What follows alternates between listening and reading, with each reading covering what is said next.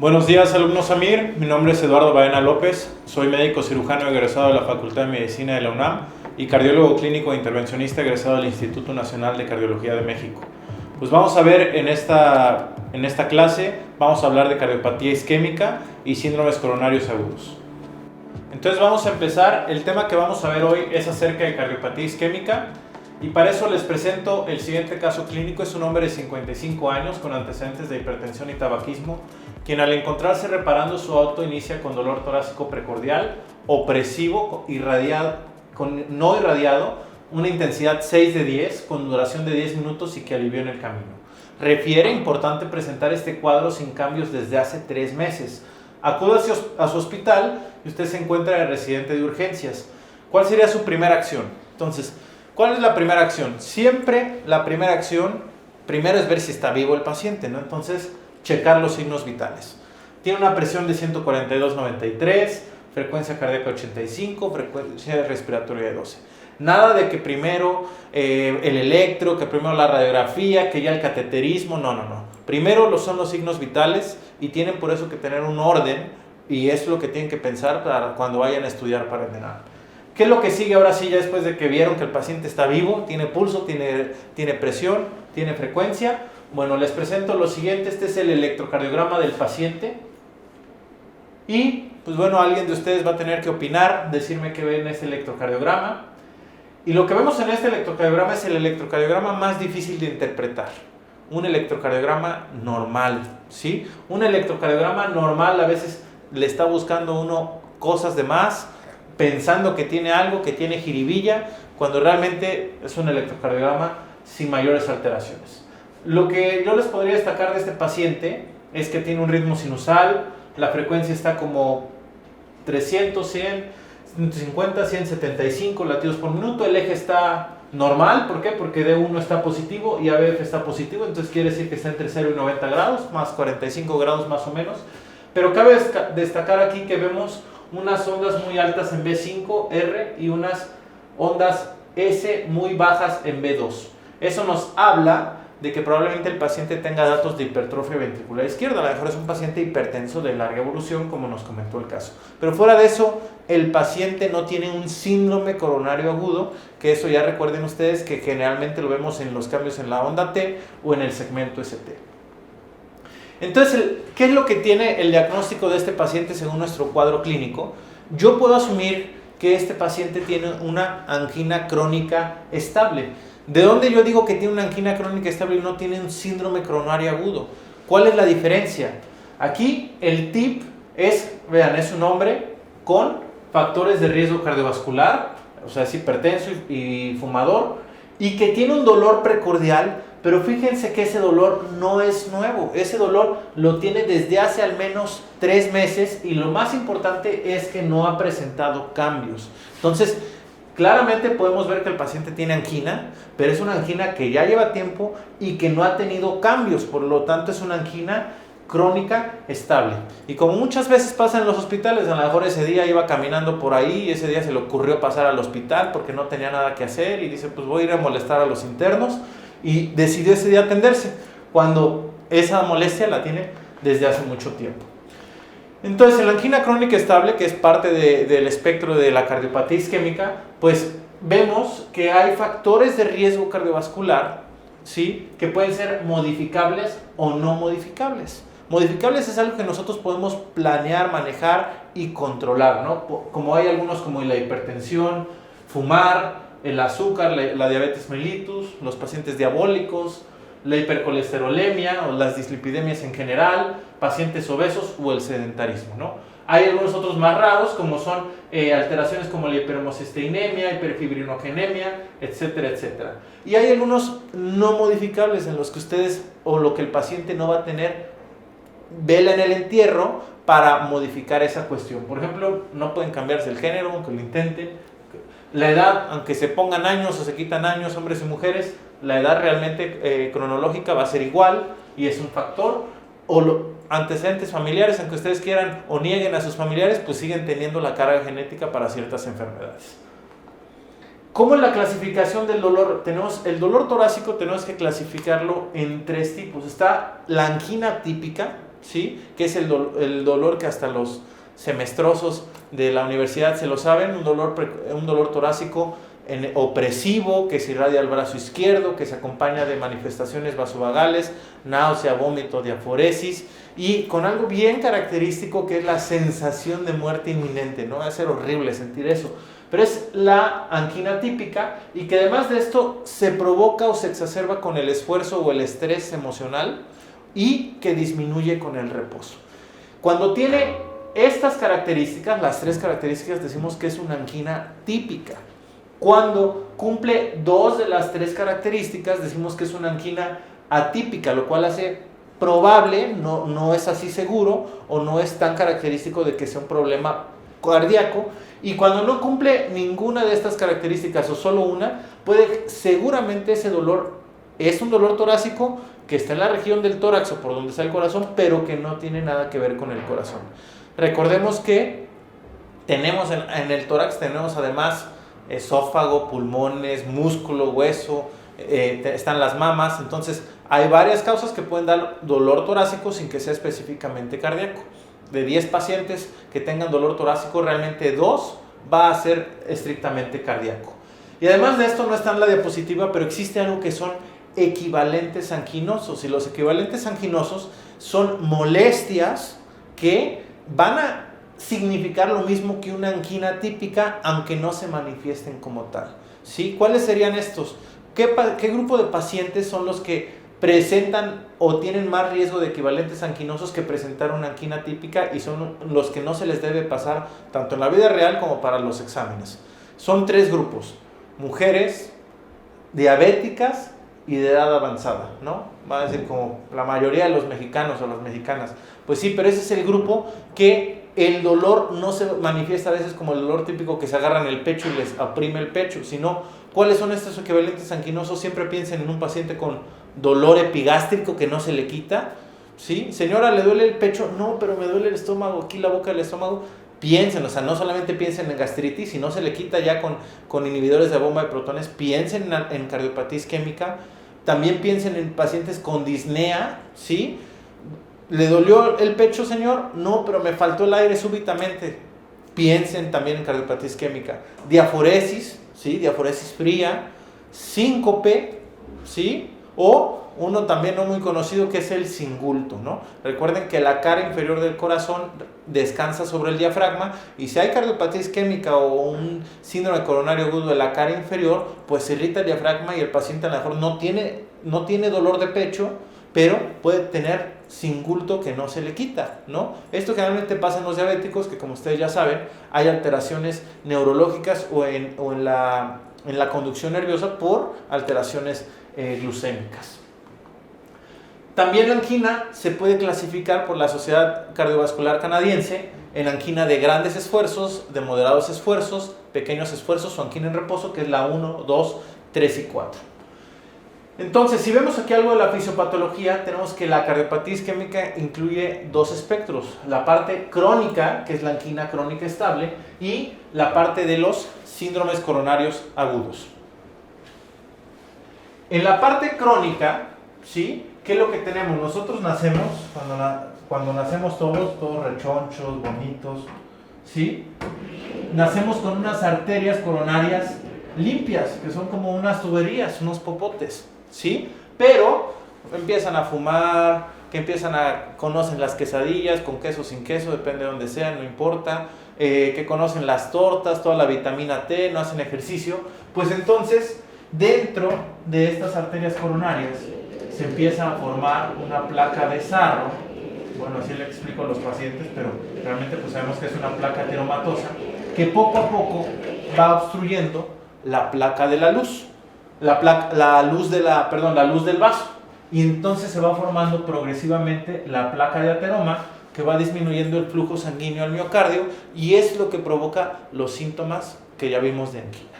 Y en el aspecto crónico es cuando esta placa de ateroma, que realmente está cubierta, se rompe, o sea, hay un rompimiento o rotura, de la placa, y entonces se queda expuesto en la luz del vaso el núcleo lipídico de la placa, que ahorita vamos a ver, Y las plaquetas, factores de coagulación y todos esos que van ahí caminando por la sangre, pues se sienten amenazados, se vuelven locos y empiezan a querer tapar ese núcleo lipídico, hacen un coágulo, pero tontamente, o bueno, no tontamente, pero ese coágulo, en intento de tapar el núcleo lipídico, termina tapando la luz del vaso. Y es ahí cuando se produce el síndrome coronario agudo, lo que la gente conoce como un infarto, ¿sí? Ese síndrome coronario agudo generalmente puede ser el trombo, el coágulo puede ser totalmente oclusivo, y eso nos va a dar un síndrome coronario agudo con elevación del segmento ST, que son los más graves, que hay que destapar la arteria inmediatamente, o puede ser generalmente, porque a veces no es así, un trombo no oclusivo, es decir, que queda una pizca de sangre, ¿sí? Un hilito, un eritrocito alcanza a pasar, porque no está totalmente oclusivo, y esto da origen a los síndromes coronarios sin elevación del segmento ST, que vamos a ver después, que se dividen en angina inestable cuando no hay daño cardíaco, que esto lo medimos con elevación de las enzimas cardíacas, o cuando sí hay daño, hablamos de un infarto sin elevación del segmento ST, ¿sí? Como les comentaba entonces, todo este proceso es secundario a una enfermedad que se llama ateroesclerosis, que es la formación progresiva de esta placa de ateroma en la luz de los vasos sanguíneos. Ahorita estamos hablando de las coronarias, pero lo mismo pasa en las carótidas, en las arterias de los miembros pélvicos, y hay aterosclerosis generalizada. Las coronarias son muy susceptibles a esta enfermedad. Entonces tenemos dos tipos de placa. Tenemos la placa estable, podemos ver aquí del lado derecho, en la que el núcleo lipídico es pequeño, pero tiene un recubrimiento, una placa fibrosa mucho más gruesa. Se dice que es estable entre comillas porque como la capa fibrosa es más gruesa, pues hay teóricamente más dificultad de que se rompa o menos posibilidades de que se rompa, se exponga el núcleo lipídico y se forme un coágulo, ¿sí? Y la placa inestable, pues la más peligrosa, tiene un núcleo lipídico grande y la capa fibrosa que lo recubre es muy delgada, lo cual es más susceptible a su rotura y por lo tanto un síndrome coronario agudo, ¿sí? Si ustedes ven, no, o sea, imágenes vemos, ¿no? La luz del vaso es la misma, ¿sí? La obstrucción es la misma, aquí hablaremos de un 70% de obstrucción, pero el componente de la placa es diferente. Actualmente tenemos diversos estudios de imagen, ultrasonido intravascular, tomografía, en la que podemos evaluar la cantidad o el tipo de placa que tiene el paciente. Entonces ahora se tomaron biomarcadores de necrosis miocárdica en el paciente porque dijo que llegó con una angina de pecho, aunque ya tenía tiempo, y nuevo electrocardiograma, todos resultaron normales, ¿sí? ¿Cuál es el siguiente paso con este paciente? Lo mandamos a casa, lo hospitalizamos, le decimos que no esté dando lata, lo bateamos, como ustedes saben que a veces decimos en los hospitales, le decimos que se va a morir. ¿Qué hacemos con este paciente? ¿Sí? Le tomamos una prueba de COVID, ¿qué hacemos? ¿Sí?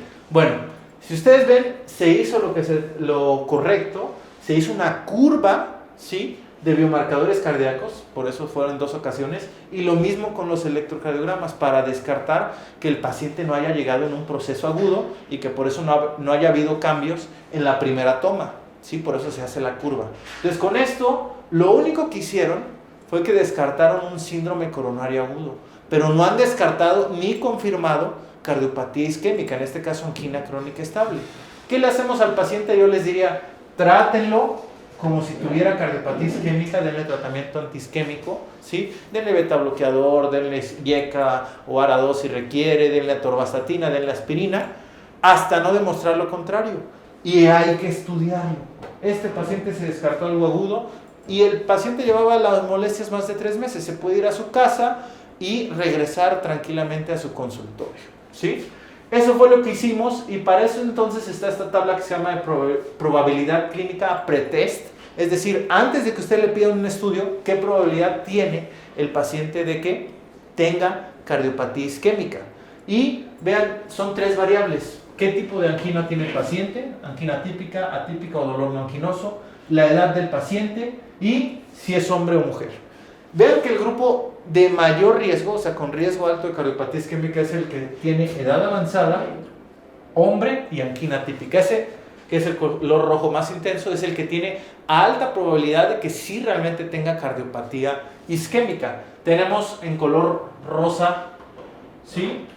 Esta es probabilidad intermedia alta y el color azul es intermedia baja, ¿sí? Y en blanco tenemos a la probabilidad baja, que serían, por ejemplo, vean una mujer de 30 años con un dolor no anquinoso, pues la probabilidad es muy baja, ¿no? Es más probable que sea algo muscular, algo de las mamas, algo costocondritis, etcétera, etcétera, a un señor que te llega agarrándose el pecho y te dice que cuando camina le duele el pecho horrible y que tiene 80 años, hombre, ¿sí?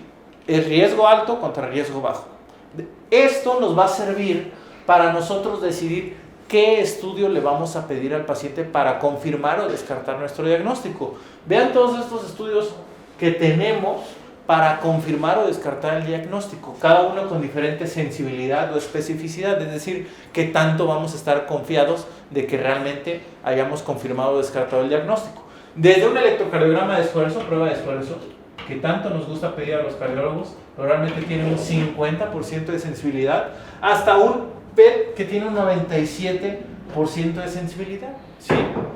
Bueno, en algunos lugares, ustedes saben que no en todos, tenemos toda esta gama de estudios. En algunos otros lugares estamos muy limitados y a lo mejor solamente tienen la prueba de esfuerzo, el ecocardiograma, entonces depende del sapo la pedrada. Y además de esto, pues no es lo mismo comparar una prueba de esfuerzo de 3,000 pesos contra un PET de 20,000 pesos, ¿no? Para eso entonces nos va a ayudar la probabilidad clínica pretest que acabamos de ver y con base en eso ustedes van a poder decidir cuál es el mejor estudio que le pueden pedir a su paciente. Vean ustedes, bueno, ese soy yo para empezar, es una prueba de esfuerzo, es un ecocardiograma de esfuerzo, ¿sí?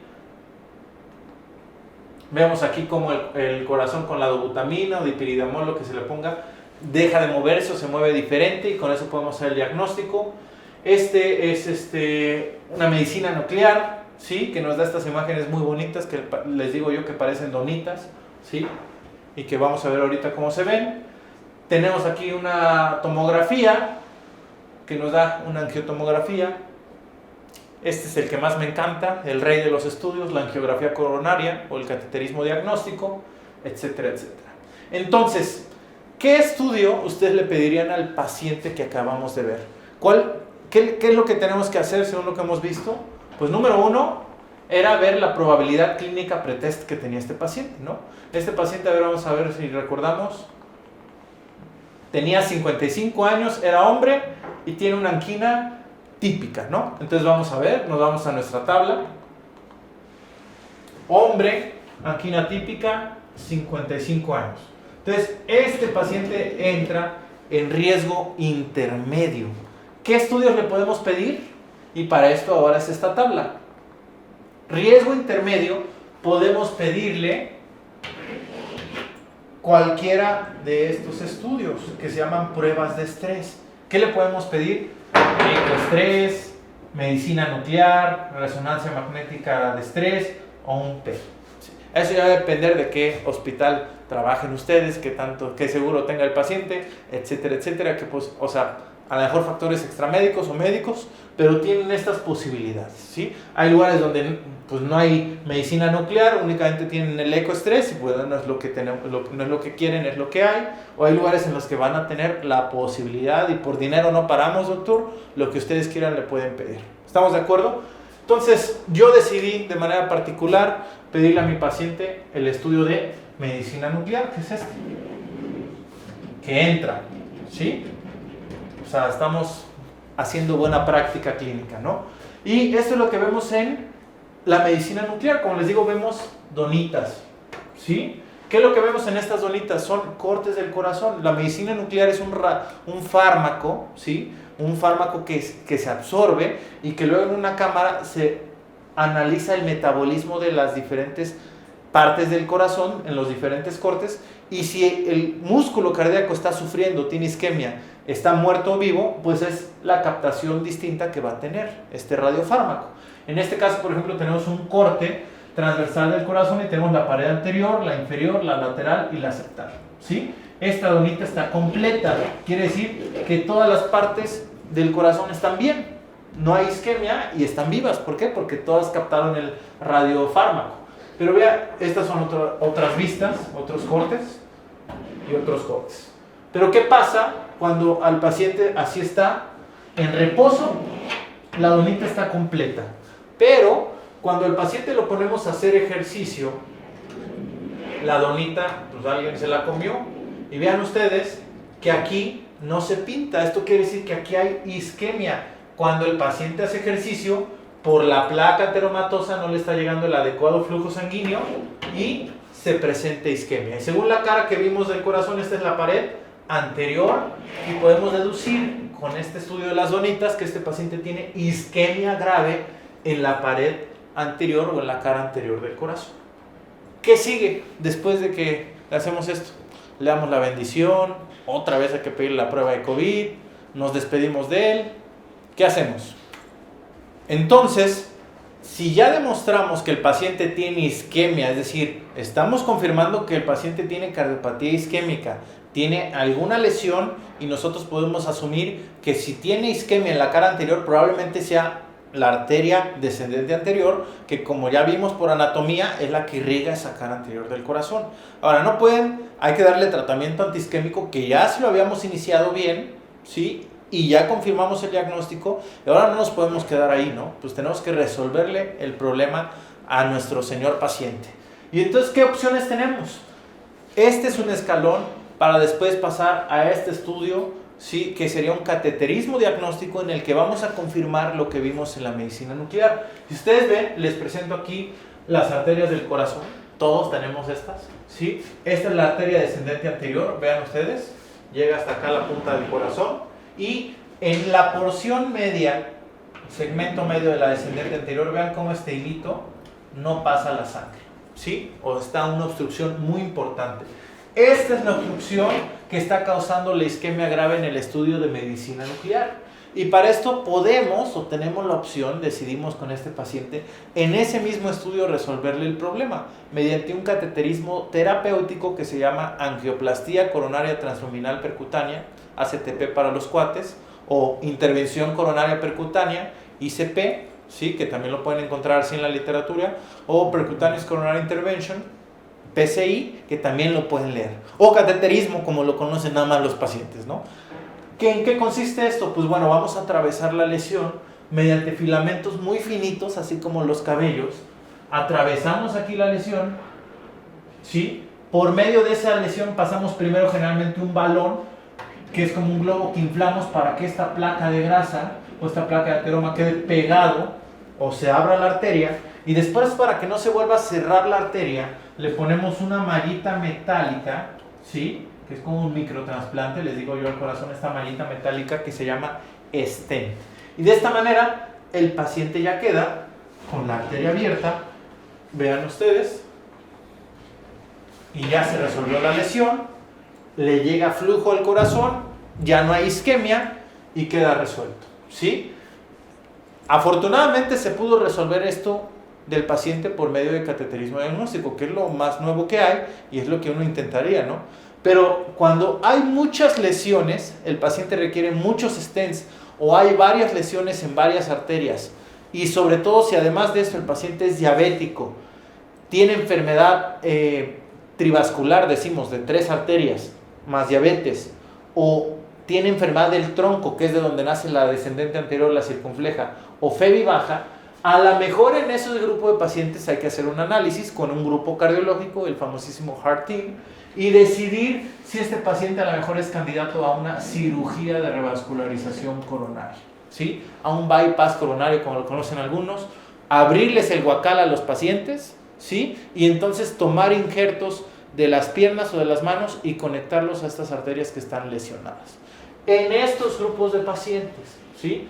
Fuera de este grupo de pacientes trivasculares, enfermedad de tronco, que tengan diabetes, fuera de eso, todo para efectos de examen se puede resolver mediante ACTP, ¿sí?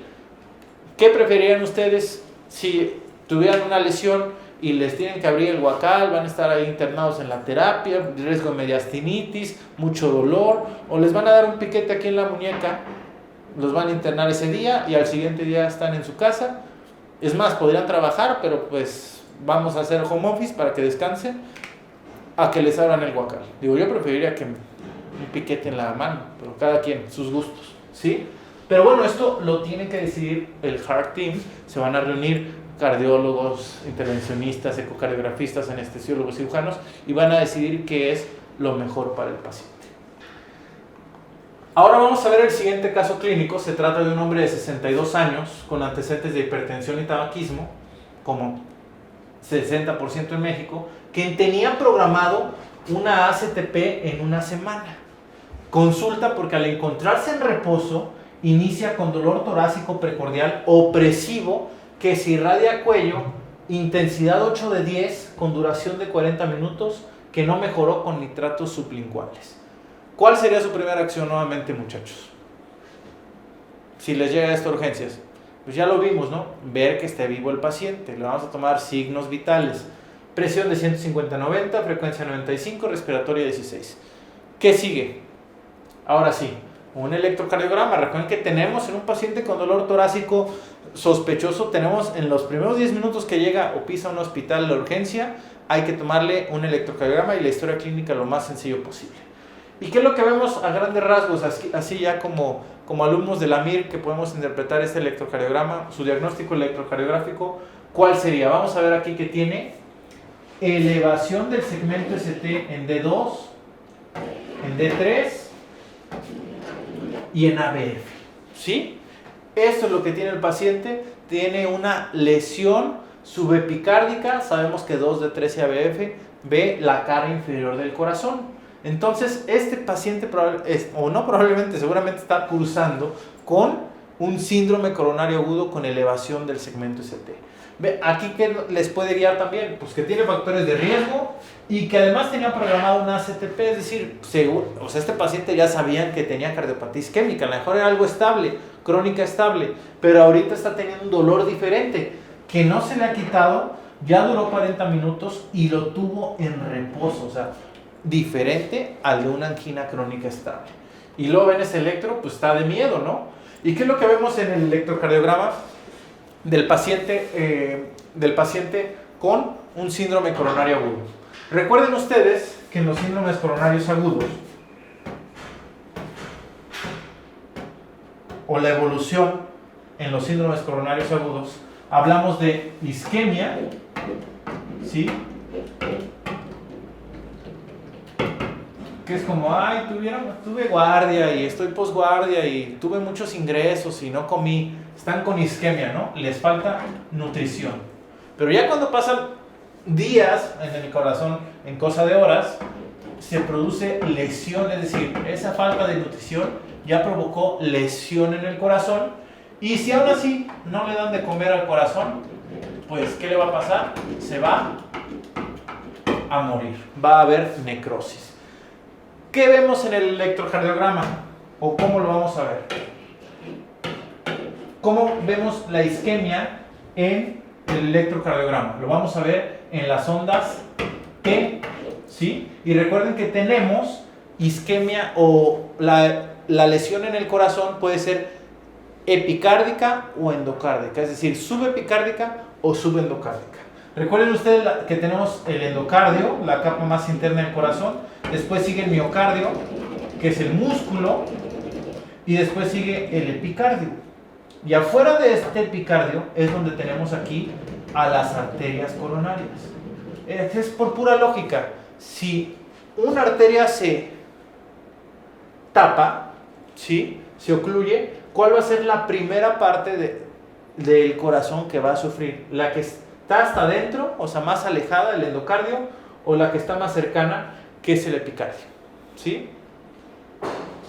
Bueno, pues por pura lógica, lo que más va a sufrir es lo que está más alejado. Unos pensarán, y seguramente estarán contestando, que es el epicardio, porque es la que está más cerca. Pues no, a ver, piensen por lógica. Si están en un bar y sale ahí en el anuncio, no, últimas tres perlas negras, ¿sí? Y estaban ustedes, eran 4 formados en la fila. ¿A quién no le va a tocar perla negra? ¿Al que está más cerca en la fila o al que está más lejos de la fila? Pues al que está más alejado. Lo mismo pasa, si está faltando sangre, va a sufrir primero el que está más alejado, porque este todavía le va a tocar digamos, el chorrito que todavía queda. ¿Sí me explico? Lo mismo pasa en la isquemia, lesión y necrosis. Primero va a sufrir el endocardio y después, si se sigue acabando la sangre, va a sufrir el epicardio. ¿Sí? Entonces tenemos que la isquemia puede ser subendocárdica y subepicárdica. Lo mismo con la lesión. Puede ser subendocárdica y puede ser subepicárdica. ¿Sí? ¿Qué es lo que pasa aquí? ¿Dónde vemos cómo se ve la isquemia subendocárdica? Pues está el electrocardiograma y se hacen unas ondas T picudas simétricas. Si esto continúa, si no revisan bien este paciente y no se le hace nada, la isquemia se va a volver entonces ahora subepicárdica y las ondas T se van para abajo picudas.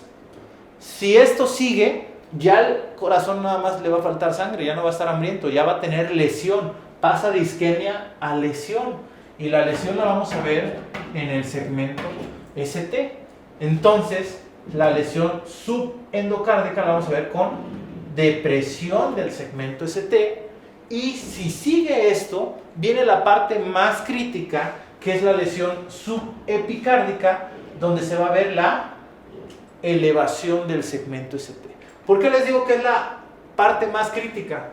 Porque hasta este punto, vamos a ponerlo aquí, el corazón o el músculo no se ha muerto, ¿sí? Todavía pueden rescatarlo, es reversible, pero si dejan pasar el tiempo, pues va a pasar aquí a la necrosis, que la vemos en las ondas Q, ya saben, ondas Q de necrosis, cuando ya se murió ese tejido, y ya no va a ser rescatable, ¿sí? Entonces, por eso tenemos infartos con elevación del segmento ST, que son los que se tiene que tratar la arteria inmediatamente porque están a un punto de pasar a la necrosis, significa muerte rápida. O tenemos los que no tienen elevación del segmento ST, que van a ser estos, que sí se va a morir también, pero todavía da chance de que firme testamento, que se despida de los familiares, etc. O sea, hay que tratarlo pues, pero hay un poco más de chance. ¿Sí me explico? Entonces, esta es la secuencia electrocardiográfica del infarto.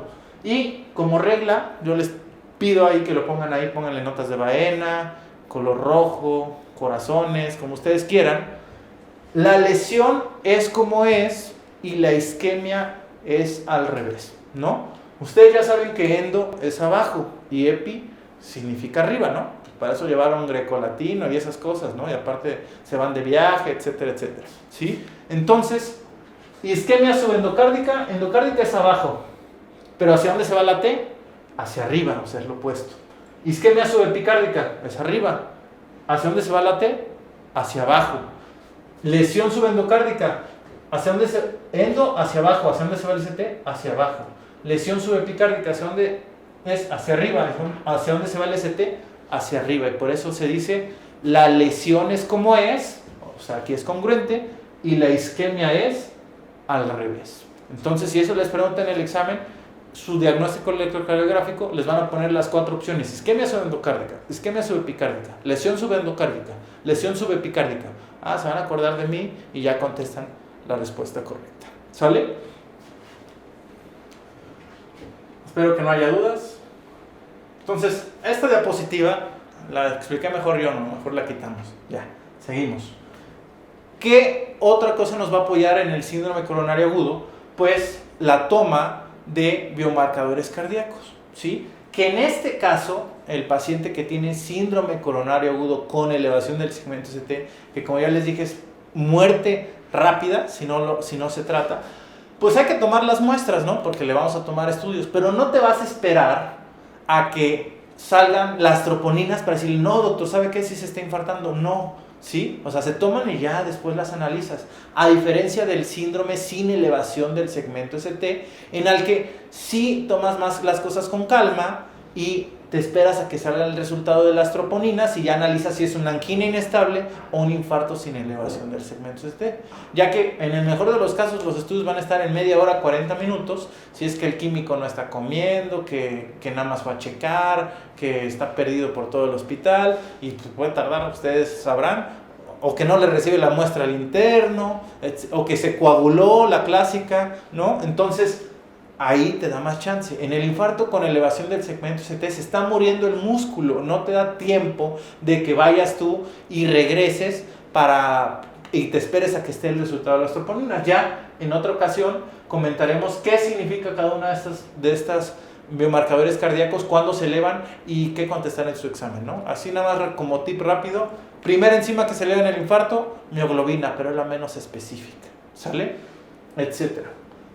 Bueno, esta diapositiva de la fisiopatología ya la explicamos, y entonces en nuestro paciente, de haber estado con una placa de ateroma estable, pues esta placa de ateroma se rompió y entonces vinieron las plaquetas todas densas y aquí se juntaron, le hablaron a sus amigos los factores de la coagulación e hicieron un coágulo que terminó tapando la luz del vaso y formó un trombo oclusivo que causa un síndrome coronario con elevación del segmento ST que está provocando este infarto que puede matar al paciente, ¿sí?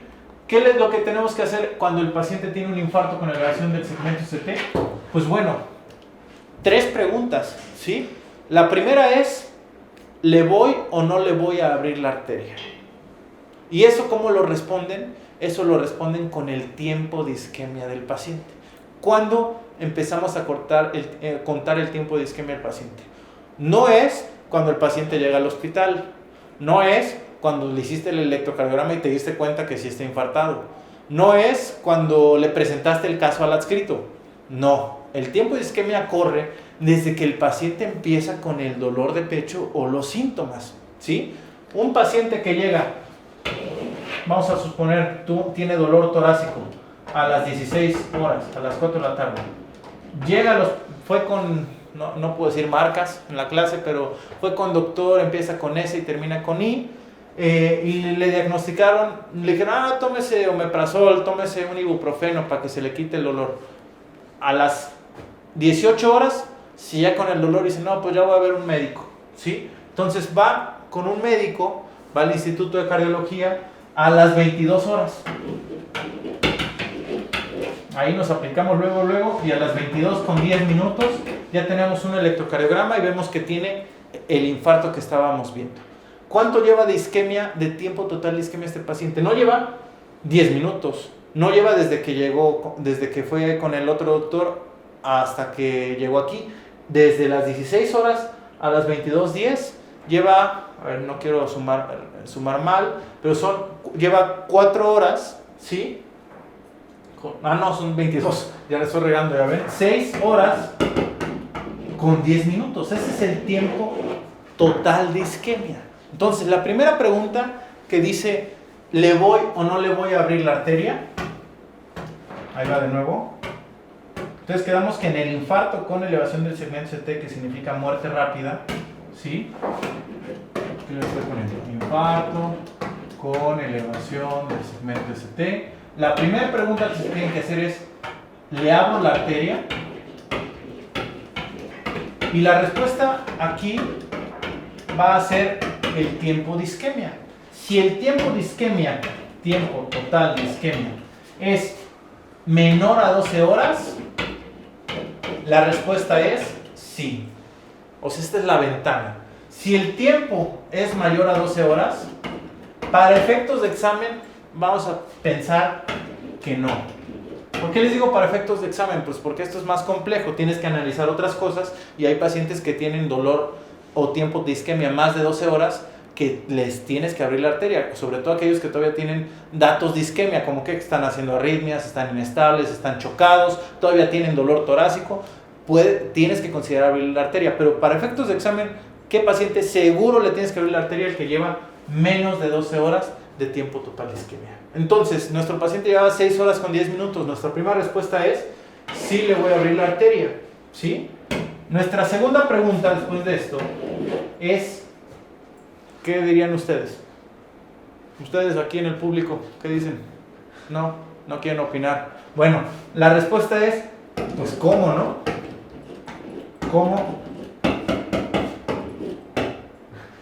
¿Cómo se la voy a abrir? ¿Sí? Y para esto tenemos dos opciones. Tenemos mediante un fármaco, ¿sí?, que se administra, que se llama trombolítico porque rompe el trombo, o fibrinolítico porque rompe la fibrina del trombo, que eso se llama reperfusión farmacológica, o podemos hacerlo por reperfusión mecánica, por el procedimiento que se llama cateterismo, por una angioplastía primaria, es decir, abrirle la arteria al paciente. ¿De qué depende de cómo lo voy a hacer? Si yo calculo que desde que me llegó a mí al hospital y lo diagnostiqué, me voy a tardar, o el paciente más bien, va a estar en cateterismo abriéndose la arteria en menos de 2 horas, ¿sí? Entonces, lo ideal va a ser hacerlo mediante ACTP. Si te vas a tardar más de 2 horas en que el paciente esté en el cateterismo, entonces pues no te vas a esperar, lo tienes que hacer con el trombolítico, ¿sí? ¿Por qué te puedes tardar más de 2 horas? Pues bueno, hay muchas causas médicas y extramédicas, ¿no? Uno, pues que no hay cateterismo en ese hospital. Dos, que el traslado a un hospital con cateterismo es viernes, 7 de la noche, estás en un hospital en el Establo de México, y lo quieres llevar hasta el sur de la ciudad. Están de acuerdo que no te vas a tardar 2 horas, ¿no? Pues a 2 horas en las que llega la ambulancia, ¿sí? O cuestiones económicas, o que no hay cardiólogo, o que el cardiólogo llegó crudo, o que no hay hemodinamista, ¿sí? O que hay cardiólogo, no está crudo, hay sala de hemodinamia, pero la sala de hemodinamia está ocupada porque están atendiendo otro infarto, que también llega a pasar, pues entonces vas a hacerlo mediante un trombolítico. Eso es con el corte de 2 horas, ¿sí? Para esto vas a decidir cómo se la vas a abrir. Y por último, ya que lo hiciste o ya que estás haciéndolo, estás en el proceso de hacerlo, la tercera pregunta sería: ¿cómo lo hice o cómo lo estoy haciendo, ¿no? Para evaluarte, ¿sí? Y para eso es algo que ustedes se confunden mucho, que es el tiempo puerta-balón y tiempo puerta-aguja, ¿sí? Tiempo puerta-balón, desde que el paciente pisó la puerta del hospital a que con el baloncito en el cateterismo le están abriendo la arteria, tiene que ser menor a 90 minutos, ¿sí? Y tiempo puerta-aguja, desde que llegó al hospital hasta que le estás poniendo la aguja del fibrinolítico, tiene que ser menos de 30 minutos. Estos tiempos no te ayudan, no se confundan en el ENAM, para decidir qué le vas a hacer al paciente. ¿Me explico? No te ayuda a decidir si le vas a abrir la arteria ni cómo. Estos son para ver qué tan bien lo estás haciendo. ¿Qué quiere decir esto? Te llega a ti en Hospital X, ustedes saben, ¿sí? No quiero decir cuáles. Te llega aquí, tiene un, no quiero decirlo, no quiero que me corran. Entonces, llega y, pues ahí lo tienen ahí sentado. Siéntese señor, pero tengo dolor de pecho y me siento muy mal. Ahorita espérese, sí, vamos a atender al que viene con dolor en la oreja primero, ¿sí? Después de 3 horas, ya pásele señor. No, pues no encuentran el electrocardiograma. No, pues que no tenemos chupones, deja ir, los busco a piso, ¿sí? Para el electrocardiograma, true story, ustedes lo saben, ¿sí? A las 5 horas le toman el electrocardiograma. Bueno, no, pues ¿sabe qué, señor? Si tiene un infarto, pero no tenemos ambulancia. Deje ver si y no está el director médico o el subdirector médico para que nos eche la mano. Entonces, te llegó a las 4 de la tarde, lo diagnosticaste a las 10 de la noche, lo trasladaste a las 12 de la noche y se trató a la 1 de la mañana. ¿Cuánto tiempo pasó de las 4 a la 1 de la mañana? 9 horas. Tu tiempo puerta-balón es de más de 90 minutos. ¿Qué te vamos a poner ahí en ese hospital? Una plaquita en el servicio de urgencias que diga una estrella, o ni una media estrella, que diga pésimo servicio, ¿no? O un paciente que llega, luego se atiende, se cumple la meta de los menos de 90 minutos o menos de 30 minutos. Tome señor usted su placa que diga excelente servicio.